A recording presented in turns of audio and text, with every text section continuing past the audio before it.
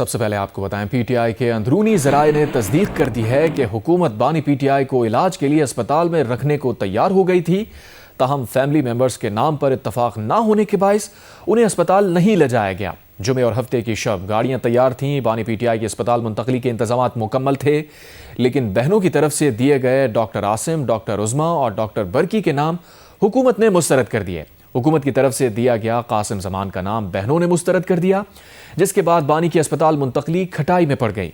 इसी दौरान बानी पीटीआई की बहन अलीमा खान ने बानी पीटीआई के इलाज को लेकर पीटीआई की क़यादत को शदीद तनकीद का निशाना बनाया।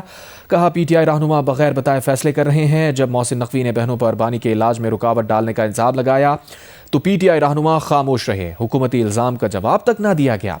बैरिस्टर गौहर पार्टी चेयरमैन तो बन गए, लेकिन सुप्रीम कोर्ट और हाई कोर्ट में केसेस ना लगवा सके। मोहसिन नकवी ने जब बानी पीटीआई को शिफा इंटरनेशनल ले जाने की बात की तो कहा कि गौहर साहब ने साथ आना था। इसका मतलब है कि बैरिस्टर गौहर को सब पता था, लेकिन ये बात बहनों से छुपाई गई। वो अच्छी तरह जानती हैं पार्टी में गद्दार कौन है। मीडिया से गुफ्तगू करते हुए बैरिस्टर गौहर ने कहा कि वो 17 बार इस्लामाबाद हाई कोर्ट गए, 14 मरतबा सुप्रीम कोर्ट गए। रमज़ान और मुबारक में भी सुप्रीम कोर्ट और हाई कोर्ट के सामने खड़े हैं। उनका एक ही मुतालबा है कि बानी पीटीआई के केसेस लगाएं।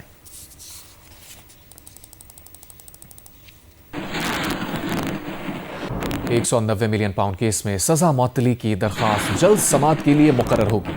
इस्लामाबाद हाई कोर्ट के रजिस्ट्रार ऑफिस ने जल्द समाअत के लिए दायर मुतफर्रिक दरख्वास्तें आज मुकर्रर कर दी। चीफ जस्टिस सरदार मोहम्मद सरफराज डोगर और जस्टिस मोहम्मद आजम खान आज समाअत करेंगे।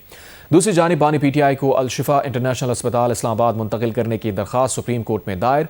उधर वज़ीर आला खैबर पख्तूनख्वा सुहेल आफरीदी का कहना है कि chief justice Islamabad high court ने 1.25 घंटे इंतजार के बाद सलाम का जवाब तक नहीं दिया। चीफ जस्टिस उनकी बात सुने बगैर चले गए।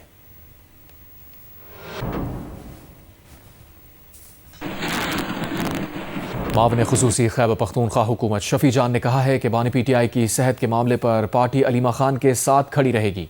पहले दिन से मौक़िफ़ है कि बानी की सेहत पर फैमिली बोलेगी। प्रोग्राम आज शाहज़ेब खानज़ादा के साथ में शफी जान ने मजीद कहा, वकला को चाहिए बानी के केसेस की पैरवी करें। मुलाकात के लिए इस्लामाबाद हाई कोर्ट के ऑर्डर्स मौजूद हैं, अमल नहीं हो रहा। कौमी असम्बली में पीटीआई के पार्लिमानी लीडर शाहिद खट्टर का कहना है कि अलीमा खान की बातें भाई के लिए बहन का दर्द था। बानी पीटीआई को अस्पताल मुंतकिल किया जाए। बानी पीटीआई का एक केस अक्टूबर में लगना था, अब तक नहीं लगा। बानी पीटीआई का इलाज कराने में आखिर कबाहत क्या है? रिहाई फोर्स पर भी तहरीक इंसाफ के अंदर इख्तलाफात की खबरें सामने आ रही हैं। बैरिस्टर गौहर खान साहब ने तो मीडिया से बात करते हुए भी कह दिया कि तहफ़्फ़ुज़ात हैं। फोर्स हर सूरत बनेगी, ये फैसला हो चुका है। सुहेल आफरीदी साहब ही स्ट्रीट मूवमेंट की जिम्मेदारी इमरान खान साहब ने उनको दी है और वो बड़े एहसन तरीके से उसको निभा रहे हैं। स्ट्रीट मूवमेंट का ही तनाज़ुर में बनाई जा रही है। तो ये जो फैसला लिया ये सुहेल आफरीदी साहब ने लिया है। हाँ, पार्टी की 2 पॉलिटिकल कमेटीज की मीटिंग्स हुई हैं, उसमें मुख्तलिफ आरा आई हैं, तजवीज़ आई है। बिल्कुल कुछ लोगों ने एतराज़ भी उठाया है, लेकिन फोर्स हर सूरत बनाई जाएगी। कोई डेट मुकर्रर नहीं हुई। रमजान के बाद ही होगा मेंबरशिप, रमजान के बाद ही हल्फ लिया जाएगा। इस स्ट्रक्चर पे अभी काम हो रहा है। सर जोड़ के कुछ हमारे पार्टी के रहनुमा इस पे बैठे हुए हैं और रमजान के बाद आप देखेंगे कि लाखों लोग इसमें शामिल होंगे। पूरे पाकिस्तान से नौजवान इस फोर्स का हिस्सा बनेंगे, जो इमरान खान साहब की रिहाई का सबब बनेगा। और जिस दिन इमरान खान साहब रिहा हो जाएंगे, इस फोर्स को शुक्रिया के साथ डिसॉल्व कर दिया जाएगा। ये गैर सियासी होगी, इसके सियासी मकासद कोई नहीं होंगे और इसको लीड सुहेल आफरीदी साहब करेंगे। इमरान खान साहब की बहन अलीमा खान साहिबा चार्जशीट कर रही है पार्टी को। वो कह रही है अगर हमारे भाई की आंख के फैसले पार्टी करेगी तो हम बोलेंगे। इमरान खान पर एहसान नहीं कर रहे, बोझ नहीं उठा सकते तो साइड पर हो जाएं। हम तो डे 1 से कह रहे हैं कि इमरान खान साहब की जो सेहत का इशू है ये सियासी नहीं है। इसमें फैमिली इंटरवीन करेगी। फैमिली के जो मुतालबात है उसको माने जाने चाहिए। उसके साथ Tehreek Insaf as a party completely खड़ी है। सुहेल आफरीदी साहब कंप्लीटली खड़े हैं। उनका बड़ा जायज मुतालबा है अलीमा आपा का कि इमरान खान साहब को शिफ्ट किया जाए शिफा इंटरनेशनल हॉस्पिटल में। फैमिली के जेर निगरानी और उनका जो जाती डॉक्टर है वो उनके हमरा होना चाहिए। वो हुकूमत को नहीं, पार्टी को क्वेश्चन कर रही है। अलीमा आपा ने कुछ वकीलों के नाम लिए हैं और मैं भी ये समझता हूँ कि वकीलों को परसू करना चाहिए इमरान खान साहब के केसेस को। आज अलीमा आपा की भी यही दरखास्त थी। जहां तक इमरान खान साहब को पिम्स लाने का सवाल है तो देखें, ना फैमिली को बताया गया ना ही किसी डॉक्टर को बताया गया। पार्टी करेगी क्या कि इमरान खान साहब की फैमिली और पार्टी दोनों एक पेज पर हो? सेहत के हवाले से डिसीजन फैमिली ने लेना है, ये सियासी इशू नहीं है। फैमिली जो मुतालबा करेगी पार्टी उसके साथ खड़ी होगी हर सूरत में, हर हाल में। वज़ीर आज़म के सियासी मुशीर राना सना ने कहा है कि अदालतों से हुक्म आए तो बानी पीटीआई को अस्पताल मुंतकिल कर देंगे। उन्होंने कहा कि ख़ानदान या पार्टी का इत्मीनान अलहदा चीज़ें हैं, कानून इसको नहीं जानता। जियो न्यूज़ के प्रोग्राम कैपिटल टॉक में बात करते हुए उन्होंने कहा कि 5 डॉक्टर्स के पैनल ने 2 बार बानी पीटीआई का मुआयना किया, रिकॉर्ड मौजूद है, ये लोग मुतमईन नहीं हैं तो इन्हें सुप्रीम कोर्ट से रुजू करना चाहिए। ये कोशिश में है कि कोई इशू बनाया जाए और उसको इस्तेमाल करें। डॉक्टर्स ने बानी से मुलाकात करके उल्टी सीधी गुफ्तगू की तो कौन जिम्मेदार होगा? ये जो नेतन्याहू का एजेंडा या नरेंद्र मोदी का ये दौरा जो है, ये कोई सिर्फ किसी एक मुल्क के ख़िलाफ़ नहीं है या सिर्फ फ़लस्तीन के ख़िलाफ़ नहीं है, ये मुसलमान उम्मा के ख़िलाफ़ है। चले ये इस पे दुनिया भर के मुसलमानों के ख़िलाफ़ है, इस पे तमाम मुसलमान मुल्कों के ख़िलाफ़ है। शाहिद खट्टक साहब का भी मैं समझता हूँ वर्शन ले लेते हैं, इकट्ठे होके इसके ऊपर जो है वो आप इस इशू पे नहीं इकट्ठे हो सकते। तहरीक इंसाफ फ़लस्तीन की आवाज़ बनेगी, हर फोरम के ऊपर हम उनको सपोर्ट करेंगे। क्या इमरान खान साहब को अल-शिफा हॉस्पिटल ले जाना जो है ये बहुत मुश्किल काम है? ये अदालतों में गए हैं, अगर अदालतों से ऐसा कोई हुक्म आ जाता है या डॉक्टर्स ये रिकमेंड कर देते हैं तो बिल्कुल क्यों नहीं उनको दाखिल करवाया जाएगा उनको जिस भी हॉस्पिटल में उनका इलाज मुमकिन होगा। हम क्या चाह रहे हैं? 3 आसान डिमांड है। ज़ाती मुआलिज वहाँ पे जाएं, आई स्पेशलिस्ट हो। इमरान खान साहब की सिर्फ 3 बहनें हैं, 3 बहनों में से एक कोई भी बहन, डॉक्टर उस्मा, डॉक्टर नूरीन, अलीमा खान, कोई एक बहन हो, एक डॉक्टर हो और बाकी शिफा इंटरनेशनल के 1 या 2 डॉक्टर वो जाके वहाँ पे वो करें, मुआयना करें। ऐवान सदर के एलामिया के मुताबिक सदर मुमलिकत आसिफ अली जरदारी ने पार्लियामेंट का मुश्तरका इजलास 2 मार्च को बुलाने की समरी मंजूर कर ली। पार्लियामेंट का मुश्तरका इजलास 2 मार्च 2026 को दोपहर 3 बजे होगा। सदर जरदारी पार्लियामेंट के मुश्तरका इजलास से 9वीं मरतबा खिताब करेंगे। उनके खिताब में कौमी तरजीहात और जमहूरी इस्तेहकाम का अहाता किया जाएगा, आइनी बालादस्ती और पायदार माशी तरक्की पर बात की जाएगी। सदर मुमलिकत खित्ते और दुनिया की सूरत हाल और दहशत गर्दी के खिलाफ कौमी अज़म पर बात करेंगे। वो वतन में बैरूनी पुष्पनाही में सरगर्म दहशत गर्दी के मुकम्मल खात्मे के अज़म का इजहार करेंगे।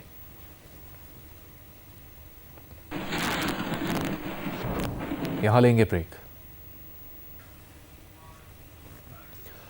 ISPR के मुताबिक सिक्योरिटी फोर्सेज ने मुल्क भर में कार्रवाइयां करते हुए भारतीय प्रॉक्सीज फितना अल खवारिज और फितना अल हिंदुस्तान के 34 दहशतगर्दों को हलाक कर दिया। 24 फरवरी 2026 को खैबर पख्तूनख्वा में 4 मुख्तलिफ मुकाबलों में 26 खवारिज मारे गए। इसी रोज़ बलूचिस्तान के ज़िला जोब के इलाके संबाजा में फितना अल हिंदुस्तान के 8 दहशतगर्द हलाक किए गए। शुमाली वज़ीरिस्तान के इलाके हसन खेल के करीब पाक अफगान सरहद पर दरअंदाजी की कोशिश करने वाला अफगान खारजी भी मारा गया। लकी मरवत में इंटेलिजेंस बेस्ड ऑपरेशन में 3 खवारिज हलाक हुए। बन्नू के इलाके नरमी खेल में 2 झड़पों में 10 दहशतगर्द मारे गए। शुमाली वज़ीरिस्तान के इलाके मीर अली में 12 खवारिज को ठिकाने लगाया गया। वज़ीर मुमलिकत बराए दाखिला तलाल चौधरी ने कहा है कि पाक अफगान सूरत हाल बिगड़ने की वजह गैर जिम्मेदार हमसाया है। अफगान तालिबान रजीम अब तक गुरीला माइंडसेट से बाहर नहीं निकली। आइडियल हल तो यही था कि बातचीत से अफगानिस्तान के साथ मामला हल हो, मगर जब तक तालिबान रजीम का माइंडसेट गुरीला वॉर वाला होगा, पाकिस्तान का जवाब यही होगा जो उसने दिया। जो सूरत हाल है अफगानिस्तान के साथ वो बिगड़ती जा रही है, मुल्क के अंदर जो सिक्योरिटी सूरत हाल है वो भी बिगड़ती जा रही है। सूरत हाल जो बिगड़ती जा रही है उसकी वजह एक गैर जिम्मेदार हमसाया और एक गैर जिम्मेदार रियासत है। रियासत जो अपने आप को कहते हैं, लेकिन अभी तक वो गुरीला माइंडसेट से नहीं निकले। हमने बातचीत से भी यही कोशिश की थी कि इनका बिहेवियर चेंज किया जा सके। अब जो अमली तौर पर कर रहे हैं, इससे भी हम इनका बिहेवियर चेंज करके इन्हें एक रियासत की शक्ल में देखना चाहते हैं। कहा जा सकता है कि अब सऊदी अरब हो या तुर्की हो, सालिसों ने भी हाथ उठा लिए हैं कि हम इस मसले को नहीं हल कर सकते अफगानिस्तान के साथ। हमारे साथ एक और ही रवैया है इनका जो दुनिया के साथ कई जगह नहीं है। शेख हैबतुल्लाह खुनजादा जो हैं, वो अगर कोई इनके औरतों का मसला हो तो दिन में 2 फतवे भी आ जाते हैं, लेकिन पाकिस्तान की मसाजिद पर हमला हो, इमाम बारगाह पे हो, बाजारों में निहत्ती औरतों पर हो, स्कूल के बच्चों की बस पे हमला हो, तो बिल्कुल खामोशी तारी रहती है। अगर पाकिस्तान वहां कार्रवाई करता है तो पाकिस्तान के अंदर दहशतगर्दी की कार्रवाइयों में इजाफा हो रहा है और सरहद पर झड़पों में इजाफा हो रहा है, तो ये ऐसे ही चलेगा। और सबसे अच्छा आइडियल हल तो यही था कि बातचीत से मसला हल हो, मगर अब जो पैटर्न हमने इख्तियार किया है, ये जब तक इनका ये वही गुरीला माइंडसेट वाला पैटर्न रहेगा तो हमारा पैटर्न भी यही रहेगा। हाँ, और ये इंशाल्लाह जंग जीती जाएगी और ये सब कुछ खत्म होगा। ये अगर सीधे तरीके से नहीं हुआ तो फिर टेढ़ी उंगली से बिल्कुल खत्म होगा। और यहाँ आपको बताएं, चमन में किली ठेकेदार में रोगानी रोड पर मुसल्ला दहशतगर्दों पर फायरिंग।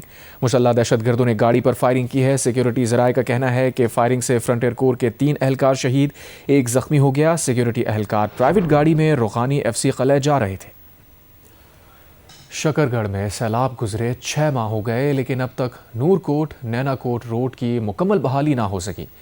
महकमा मवासलात पंजाब ने दावा किया था कि इन सड़कों की आर्जी मरम्मत कर दी गई है। बुध के रोज़ नुमाइंदा जियो न्यूज़ मंजूर हुसैन ने इस मकाम का दौरा किया। उन्होंने वहाँ क्या देखा, आइए आपको दिखाते हैं।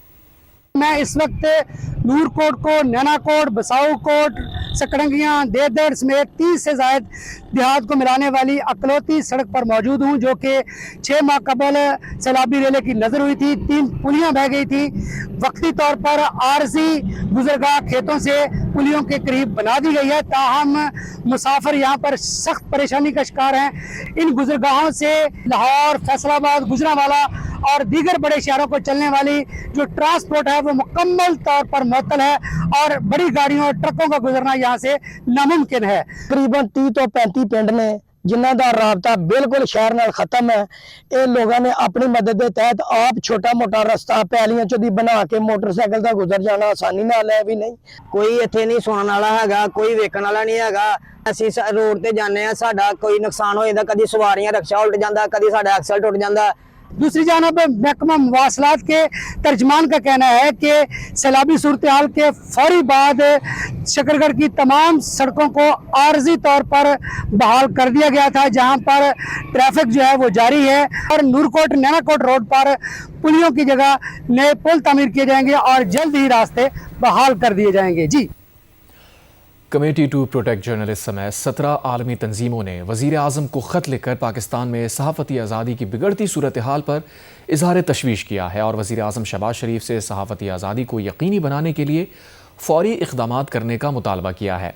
ख़त लिखने वालों में बैनुल-अक़वामी तंजीम कमेटी टू प्रोटेक्ट जर्नलिस्ट के अलावा इलाक़ाई आलमी इंसानी हुकूक़ और सहाफ़ती आज़ादी की तंजीमें शामिल हैं।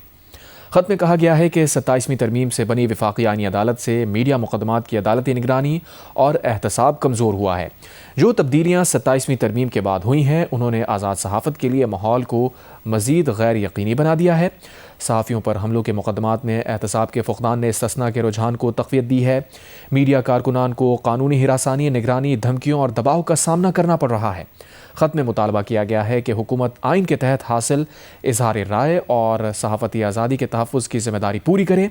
पैका एक्ट और उसमें 2025 की तरमीम फ़ौरी मनसूख करे, क्योंकि पैका एक्ट की मुबहम शिक़ें सहाफ़ियों पर मनमाने मुक़दमात का बाइस बन रही हैं। सहाफ़ियों की गिरफ़्तारियों से आज़ादी इजहार पर मनफी असर पड़ रहा है। ख़त पर दस्तखत करने वालों में Asian forum for human rights and development, human rights commission Pakistan, reporters without borders, international press institute और अमेरिका फ्रीडम नेटवर्क भी शामिल हैं।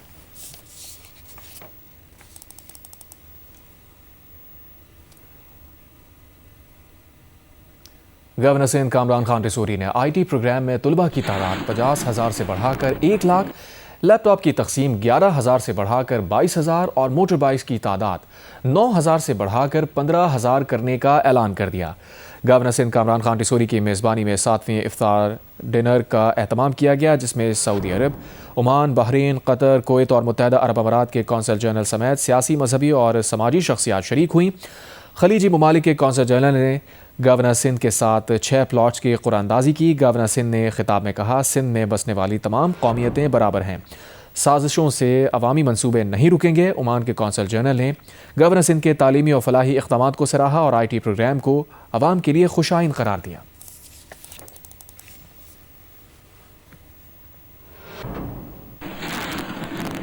बरतानिया ने सयाहों के लिए नया वीज़ा सिस्टम मुतारिफ करवा दिया। पाकिस्तान में तैनात बरतानवी हाई कमिश्नर जेन मेरियट का कहना है कि मुसाफिरों को आज से वीज़ा जारी होगा। एक्स पर जारी वीडियो पैगाम में उन्होंने कहा, बरतानिया का दौरा करने के ख्वाहिशमंद अफराद वीज़े की दरख्वास्त जमा कराने के मरहले में अपना पासपोर्ट अपने पास रख सकते हैं और उन्हें ई-वीज़ा ईमेल के जरिए मौसूल हो जाएगा। दुनिया के मारूफ कारोबारी शख्स बिल गेट्स ने एप्स्टीन फाइल्स में नाम आने पर बिल गेट्स फाउंडेशन के स्टाफ से माफ़ी मांगी है।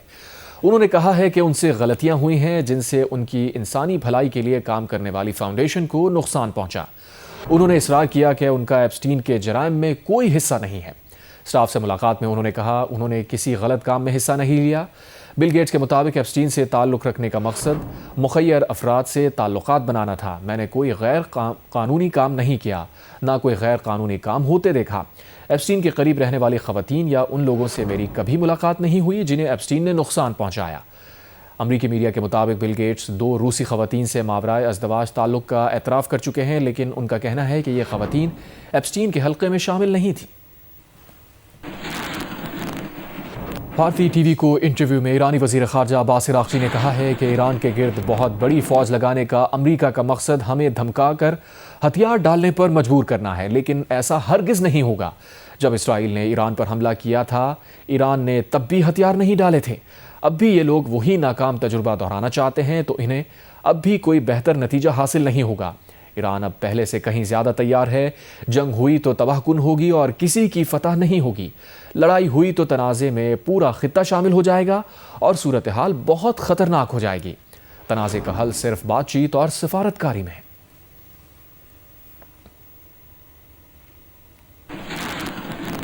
अमरीका और इसराइल के ताल्लुकात पर बढ़ते सियासी दबाव के दरमियान इसराइली वज़ीर आज़म नेतन्याहू को वजाहतें देना पड़ रही हैं। इसराइल को तनकीद का निशाना बनाने पर मारूफ अमरीकी मुबस्सिर टकर कार्लसन को भी धमकियों का सामना करना पड़ रहा है। इसराइल को दी जाने वाली इमदाद और मशरिक़ वस्ता की पॉलिसी पर अमरीका में दाएं और बाएं बाजू दोनों की जानिब से सवालात उठाए जा रहे हैं। ऐसे में American Israel public affairs committee के इजलास से खिताब करते हुए नेतन्याहू का कहना था कि इसराइल अमरीका पर बोझ नहीं बल्कि एक स्ट्रेटेजिक असासा है और इसराइल से बेहतर अमरीका का कोई इत्तेहादी नहीं। नेतन्याहू का कहना था कि दोनों ममालिक के ताल्लुकात इमदाद से आगे बढ़कर मुकम्मल शराकत दारी में तब्दील हो चुके हैं। The truth is that Israel is not a burden to America. Israel is a strategic asset to America, and I believe that many Americans understand that America has no better ally than Israel. दूसरी जानिब मारूफ दाएं बाजू के Mubassir Tucker Carlson ने Israel के मुख्तसर दौरे के बाद अपने प्रोग्राम में इसराइल को दुनिया का सबसे पुरतशद्दुद मुल्क करार दिया और दावा किया कि इसराइली हुकूमत और नेतन्याहू ने उनके खानदान के 2 अफराद को सजा देने की कोशिश की। Because he has said in public many times believes in blood guilt. यही नहीं बल्कि रिपब्लिकन कांग्रेसमैन डैन क्रैनशॉ ने यूक्रेन के लिए अमरीकी इमदाद की मुखालफत पर टकर कार्लसन को तनकीद का निशाना बनाया और उनके खिलाफ सख्त अल्फाज इस्तेमाल किए। ताहम बाद में उन्होंने अपने बयान की तरदीद भी कर दी। कार्लसन और क्रैनशॉ के दरमियान सोशल मीडिया पर पहले ही लफ्जी जंग जारी थी और अब कार्लसन ने उन्हें खुलेआम इंटरव्यू की दावत भी दे डाली है। अमरीका में इसराइल से मुतालिक पॉलिसी पर बहस तेज हो चुकी है और शायद यही दबाव इसराइली क़यादत को वजाहतें देने पर मजबूर कर रहा है। आगे बढ़ते हैं। वज़ीर रेलवे हनीफ अब्बासी और लाहौर कलंदर्स के मुश्तरका प्रोजेक्ट रावलपिंडी टाइगर्स टीम की रजिस्ट्रेशन का आगाज़ हो गया है। तफसीलात बता रहे हैं नुमाइंदा जियो न्यूज़ शब्बीर डार। रावलपिंडी का जो डोमिसाइल होल्डर होगा पूरे डिस्ट्रिक्ट रावलपिंडी का, उसको इंशाल्लाह ताला ट्रायल करेंगे 6 और 7 की रात को। फ्लड लाइट्स का रावलपिंडी क्रिकेट स्टेडियम में जो पीसीबी की कॉर्पोरेशन से हमें मिला है, तो उसके अंदर हम ये जो ट्रायल करने जा रहे हैं, ये 20 लड़कों की सिलेक्शन है और ये 20 लड़कों की सिलेक्शन जो है जब हो जाएगी और खालिस्तान मेरिट पर होगी, जो 12 साल से लेके 35 साल की उम्र तक के उनका ट्रायल होगा और उस ट्रायल के बाद जो लोग सिलेक्ट होंगे वो हाई परफॉर्मेंस जो सेंटर है लाहौर कलंदर का, उसमें उसकी ट्रेनिंग होगी और वहाँ से भी बच्चों को अगर उठाया जाएगा और उनकी मज़ीद ट्रेनिंग दरकार होगी तो ऑस्ट्रेलिया के अंदर, यूके के अंदर, यहाँ जहाँ वर्ल्ड क्लास किस्म की एकेडमीज़ हैं वहाँ पे हम उनको भेजेंगे। अगर लाहौर कलंदर ना होती तो शायद रावलपिंडी टाइगर ही ना बनता और रावलपिंडी टाइगर भी ना बनता और शायद मेरे अंदर भी ये तहरीक पैदा ना होती।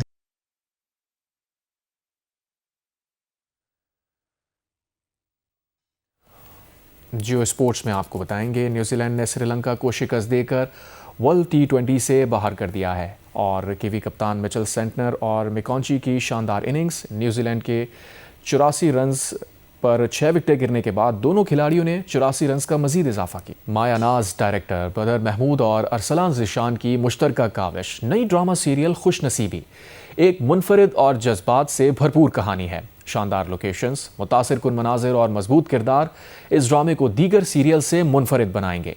पहला टीजर रिलीज होने के बाद नाजरीन बेसब्री से इस ड्रामे के ऑन एयर होने के मुंतजिर हैं। खुशनसीबी जल्द टीवी स्क्रीन की जीनत बनकर रेटिंग चार्ट्स पर अपनी जगह बनाएगी।